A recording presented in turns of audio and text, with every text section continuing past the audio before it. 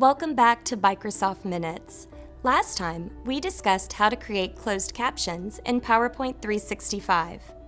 Today, we're going to discuss how to use Editor in Word 365. Opening Word from MS Office 365 allows you to create your document and view suggestions from Editor. Editor provides you a score based on the type of writing you are completing in the document. Editor analyzes the document for clarity, formality, punctuation, and so much more.